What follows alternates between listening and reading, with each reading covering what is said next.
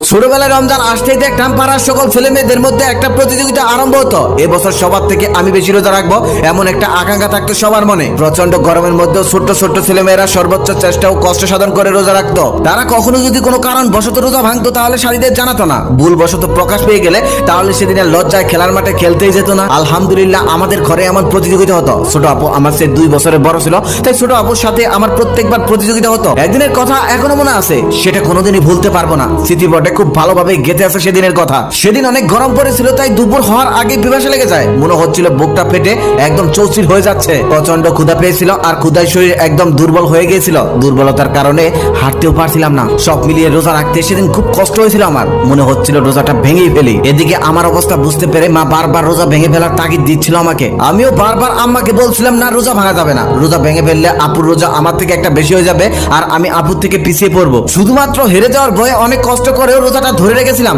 তবে দুপুর যখন 3টা কি 3:30 তখন আর পারছিলাম না। আমার মুখ তখন একদম কালো হয়ে গেছে, গলাটা শুকিয়ে একদম কাঠ হয়ে গেছে। ঠিক সেই সময় আম্মু আমার অবস্থা বুঝে ফেলে আমাকে ডেকে একটা ঘরে নিয়ে গেল আর সেখানে গিয়ে কিছু বিস্কিট আর ফ্রিজ থেকে ঠান্ডা পানি বের করে দিয়ে বলল, আল্লাহ তাআলা দেখেছেন তুমি অনেক কষ্ট করেছো, এখন পারছো না, এখন রোজাটা ভেঙে ফেলো, আল্লাহ তোমাকে রোজার সওয়াবই দিয়ে দিবেন। আমি কপালটা একটু কুঁচকে তখন আম্মুকে বলেছিলাম, কিন্তু আপু তো বলবে তুই আমার থেকে একটা রোজা কম রেখেছিস। আমার আম্মু তখন হাসতে হাসতে আমার মাথায় হাত বুলিয়ে বলল, তুমি যে রোজা ভাঙছো এটা তো কেউ দেখছে না, শুধুমাত্র আমি দেখছি, এটা আমি কাউকে বলবো না। আমি তখন আম্মুকে বললাম, আচ্ছা ঠিক আছে যাও, তাহলে তুমি দরজার ওখানে গিয়ে দাঁড়াও, দেখো আপু এদিকে আসছে কিনা, আমি চুপি চুপি এখানে খেয়ে নেই। আম্মু তখন দরজায় দাঁড়িয়ে দাঁড়িয়ে পাহারা দিতে লাগলো আর আমি খিদার জ্বালা সহ্য করতে না পেরে সেদিন রোজা ভেঙে ফেললাম বিস্কিট আর ফ্রিজের ঠান্ডা পানি দিয়ে। রোজা ভাঙলাম ঠিকই, কিন্তু কাউকে বলিনি, আম্মু কাউকে বলিনি, এমনকি আপুকেও বুঝতে দেয়নি। আপুর সামনে গিয়ে রোজায় ধরছে আমার এমন বাহানা করতে লাগলাম আর বারবার থুথু ফেলতে লাগলাম। আর একটু পরপর আপুকে জিজ্ঞেস করছিলাম, আপু এখন কয়টা বাজে, আমার আর সহ্য হচ্ছে না, আজ খুব কষ্ট হচ্ছে আমার। আমাদের সময় এভাবেই ছোট ছোট বাচ্চারা রোজার প্রতিযোগিতায় লিপ্ত হতো, কিন্তু এখন আর এমন চেতনা দেখাই যায় না। ছেলে মেয়েদের কথা আর কি বলবো,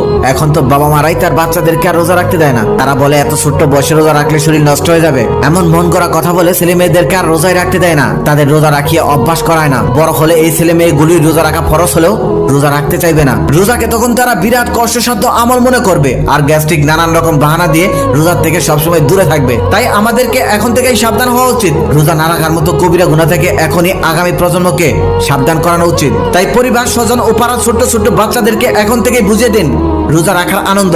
না হলে তাদের উপর রোজা ফরজ হওয়ার পর তারা রোজা না রাখলে পরিবারের গুরুজনদের উপরে তার দায়ভার পড়বে। ভাগ্য করে আমরা আবারও একটা রমজান মাস পেয়ে গেলাম। মহান আল্লাহ তাআলা আমাদের সবাইকে 30টা রোজা রাখার তৌফিক দান করুন। চলুন আজকে নিয়ত করি, আল্লাহ বাঁচিয়ে রাখলে আর কোনো সমস্যা না হলে এইবার